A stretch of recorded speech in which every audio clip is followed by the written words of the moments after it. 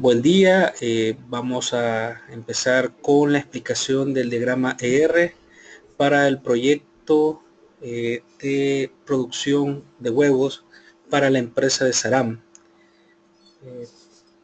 Para este modelo hemos utilizado la herramienta de Workbench para poder generar el diseño de la base de datos y el diccionario de datos. Tenemos por acá todas las entidades que vamos a utilizar en nuestra base de datos con sus respectivas relaciones, especificando bien que las relaciones que son líneas continuas son relaciones obligatorias y las relaciones que tienen líneas discontinuas son relaciones que son opcionales. Para empezar, vamos a indicar una entidad persona, que es donde se van a estar almacenando todos los los empleados o las personas que van a laborar dentro de la granja. Esta tabla de personas tiene asociado un tipo de contratación. En esta entidad de contratación se van a almacenar los tipos o la manera en cómo esta persona va a estar bajo su contrato, si es un contrato temporal, si es un contrato por tiempo indefinido, etcétera, etcétera. Entonces decimos que un tipo de contratación puede estar en muchas personas. O sea, una persona o varias personas pueden tener el mismo tipo de contratación. Esta tabla de persona nos va a servir para poder agregar un usuario al sistema. El usuario debe de existir previamente en la tabla de personas. Entonces acá tenemos que una persona puede estar dentro de un usuario. Se tiene también la tabla de roles, que se nos indica qué rol o qué papel va a desempeñar ese usuario dentro del sistema. Dado que en el documento se especificó que van a existir varios tipos de usuarios, como el usuario administrador, un usuario operativo, un usuario, por ejemplo, puede llegar eh, eh, ¿cómo sería la palabra? Alguien que quiera verificar la información, entonces se le va a dar los permisos dependiendo del rol que va a cumplir. Luego se definen algunas dimensiones de país, departamento y municipio para poder indicar el domicilio de esta persona, para poder en un momento dado georreferenciar a esta persona. Todas las personas tienen un tipo de documento de identidad, dado que no todas las personas, en el caso de los extranjeros que no tienen DUI, se pueden identificar con su pasaporte, con su tarjeta de residencia, etcétera, etcétera, etcétera. Entonces, para poder evitar ese tipo de inconveniente y no obligar al sistema a que la persona que se va a registrar tenga un DUI, entonces lo hacemos a través de un tipo de documento. ¿Verdad? Y luego ya en la tabla se especifica un número de documento, como está acá. Luego vamos a proseguir con lo que es el proceso de producción de las granjas. ¿Ya? Entonces tenemos por acá la entidad de granja, que nos va a servir para poder registrar las granjas que están disponibles para poder agregarle galeras. Tenemos acá la entidad de galeras. Entonces, una galera va a tener una o más, perdón, una granja va a tener una o más galeras. Y esta galera a su vez va a tener un estado asociado. Eso nos va a servir para cuando llevemos el lote de aves, poder definir en qué galera va a estar ubicado ese lote. Además nos va a servir para saber si una galera en específico está ocupada, si está en limpieza, si le están haciendo alguna remodelación, si por casualidad esa galera está en cuarentena por alguna infección que hayan sufrido las aves. Entonces, para evitar ubicar lotes en galeras que ya están siendo utilizadas o que están realizándole algún proceso, entonces definimos un estado de galera. Entonces, un estado puede estar en varias galeras y a su vez estas galeras están dentro de una granja.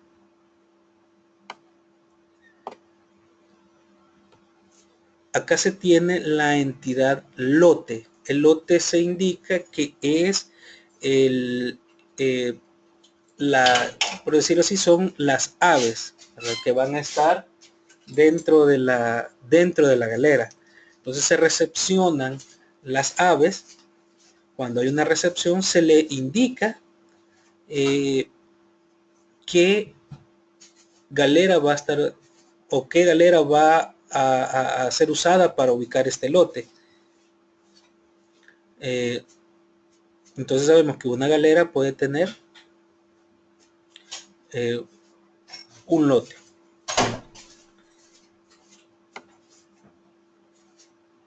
También es necesario saber la etapa en la que se encuentra el lote. Para ello se utiliza el histórico o una tabla de histórico para poder llevar un tracking o un seguimiento de todas las etapas que lleva o que ha tenido ese lote en específico. Por ejemplo, cuando están en prepostura, y luego pasan ya a postura, luego pasan a un proceso que en la granja en Saram le llaman despeleche, que es cuando ya la gallina ha terminado su periodo de postura, entonces se lleva y se sacrifica y su carne pues se vende por libra. Entonces todo ese histórico queda almacenado en esta entidad. Entonces este lote puede tener varias etapas. Luego tenemos acá la parte de posturas. En posturas es donde se va a estar almacenando toda la información diaria de cada uno de los lotes.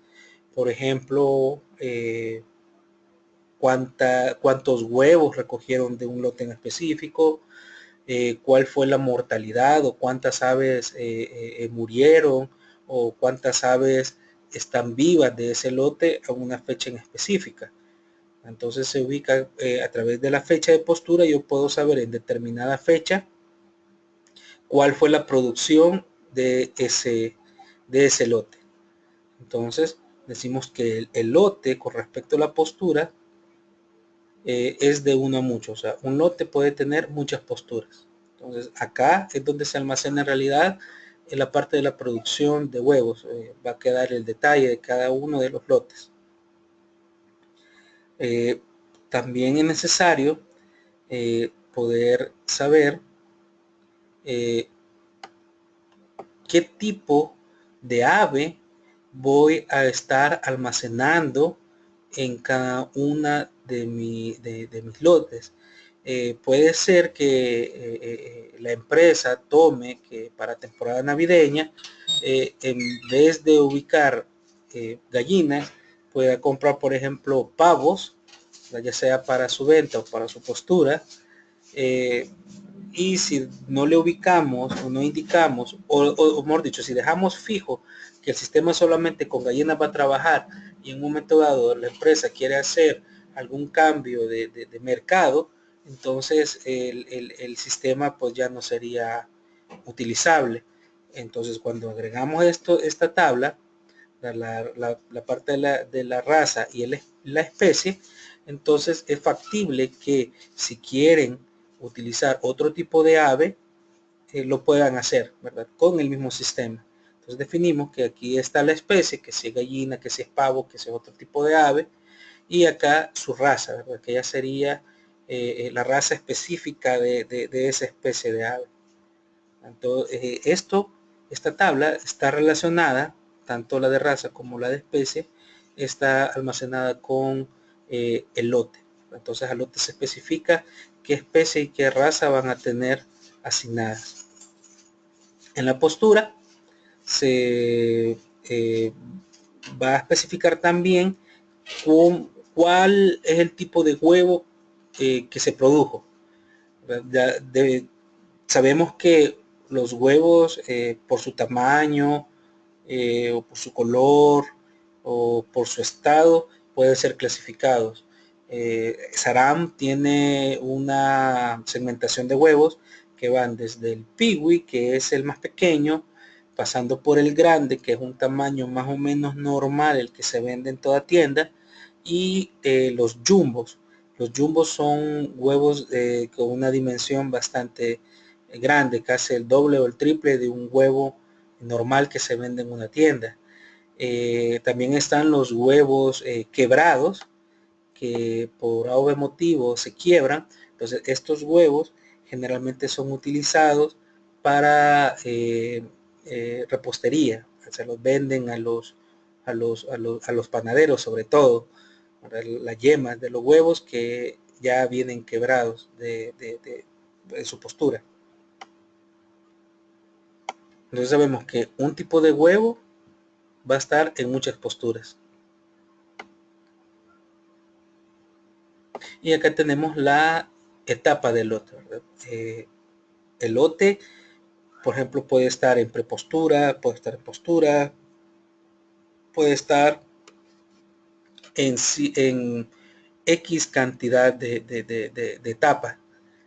Entonces esas etapas se configuran acá y se relaciona con el histórico. Entonces, por cada lote que exista y que cambie de etapa, se ubica acá en el histórico y la etapa correspondiente se almacena acá para llevar ese control. Esto es con respecto a la parte de producción de huevos. Ahora bien, con la parte de las compras a proveedores, se tiene el siguiente diseño.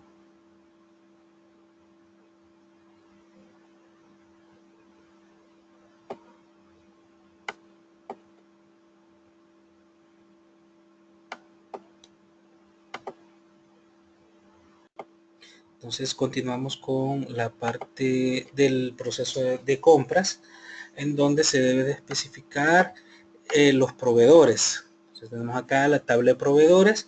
El proveedor pues tiene su número de registro, tiene su NID, tiene su representante legal, tiene sus teléfonos, su página web, correo electrónico, toda la información necesaria para podernos contactar con este proveedor. El proveedor debe de tener, o le vamos a definir un tipo de contribuyente para poder más o menos dimensionar con qué clase de proveedor estamos tratando, si es un proveedor pequeño, o si es un mediano contribuyente, o si es un gran contribuyente. Entonces esa información puede llegar a servir para poder hacer algún tipo de negociación en un dado caso. Entonces tenemos por acá el proveedor. Por acá tenemos la tabla de contribuyentes o tipo de contribuyentes. Ahí pueden definir, Saram maneja una segmentación de contribuyentes de pequeño, mediano o grande. O no es contribuyente en un caso sea una persona natural. Entonces toda esa clasificación queda acá. Entonces un contribuyente o un tipo de contribuyente puede estar dentro de muchos proveedores, ¿verdad? O varios proveedores pueden tener un tipo de contribuyente. Luego se tiene por acá, esta parte es importante, las órdenes de compra. Saram maneja una fase de cotización. Cuando esa cotización llega a una negociación exitosa en sus precios y en todas sus condiciones, entonces se genera una orden de compra. Esta orden de compra pues se maneja de dos maneras. La primera fase es teniendo un encabezado de compra, que es donde se definen las características únicas de la orden de compra. Como que fuese un caso algo similar a una factura, donde se maneja un encabezado de factura y luego se maneja un detalle de factura. Entonces acá es lo mismo, tenemos el encabezado, donde va el número de la compra, la fecha en la que se creó, la fecha en la que se espera que se va a recibir el producto, qué usuario, a qué proveedor le estamos solicitando X productos, el total de la compra, sería el total no sería el total a pagar, sino que sería el total bruto de todo las compras. Luego las retenciones que le vamos a hacer a ese proveedor cuando por ejemplo, se le retiene el 1% de renta en algunos casos que cumple ciertas condiciones. También vamos a almacenar allá aquí en esta tabla el total de impuestos que nosotros vamos a pagar, IVA o cualquier otro tipo de impuesto que nosotros o la empresa tendría que pagar por adquirir ese producto. Y luego se tiene ya el total que sí se va a cancelar. Entonces, esta información va a indicarnos el encabezado. Ahora, también es necesario saber si una orden de compras está, podríamos decir, activa, si está cerrada o si es que existe algún tipo de inconveniente entre el producto que nos envía el proveedor y lo que nosotros en realidad le habíamos ordenado. Entonces, ese tipo de casos se va a poder verificar o se va a poder manejar o controlar a través de este ID, el ID de estado de orden. Este ID, estado de orden, pues nos va a indicar si esa orden de compra está cerrada o está abierta. ¿Okay? El sistema funcionaría de la siguiente manera. Si cuando el proveedor llega a dejarnos el producto, lleva la factura y la orden de compra. Entonces el sistema abriría todas las órdenes de compra que están pendientes de entrega de los proveedores. Entonces, en base a la factura, se compara con respecto a la orden de compra en el detalle, que lo tenemos acá. Entonces se van chequeando los campos, pero se van verificando que tanto el producto y las cantidades y los valores, el precio del producto sean iguales. Entonces, si existe algún tipo de diferencia, entonces la orden continúa abierta, no se cierra. Luego ya el departamento de compras pues hace los arreglos correspondientes con el proveedor, ya sea para generar una nueva orden de compra, si es que es necesario anularla, o si por ejemplo van a llegar a dejar el producto faltante, o en el caso de que lleven más producto, pues si va a haber alguna devolución de ese producto que es sobrante. Entonces eso ya lo maneja el departamento de compras. El sistema registraría esas transacciones a través de eso, ¿verdad? El encabezado va unido a un proveedor y este encabezado va a tener un estado. Ahora, este encabezado también va a tener el detalle de los productos que le estamos comprando a nuestro proveedor. Entonces, enlaza o relaciona el detalle de producto, ¿no? Con un encabezado. Y luego definimos por acá el ID del producto que vamos a adquirir de ese proveedor y el precio que pues se ha pactado según cotización.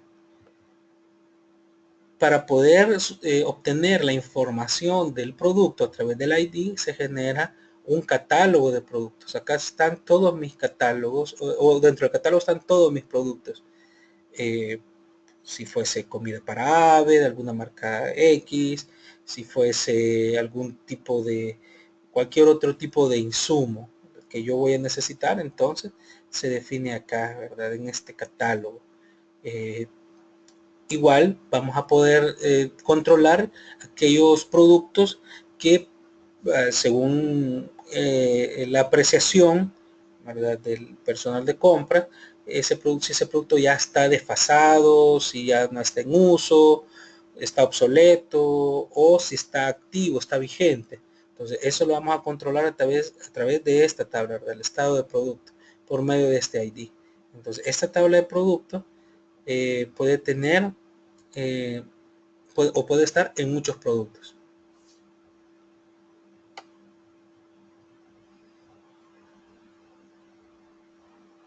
Okay, y esta es la parte o el diagrama de el módulo para compras.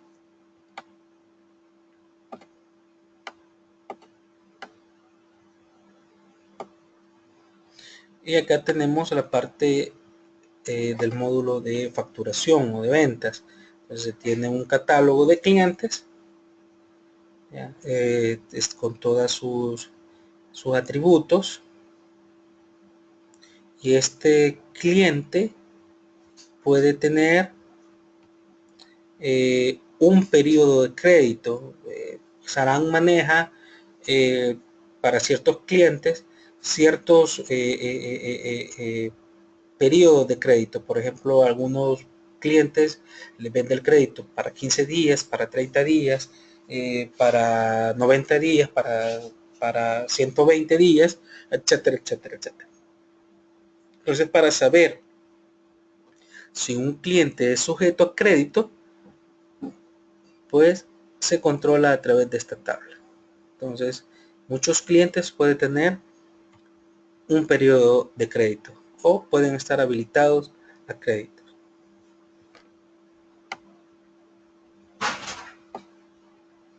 Acá tenemos la parte de el encabezado de las facturas.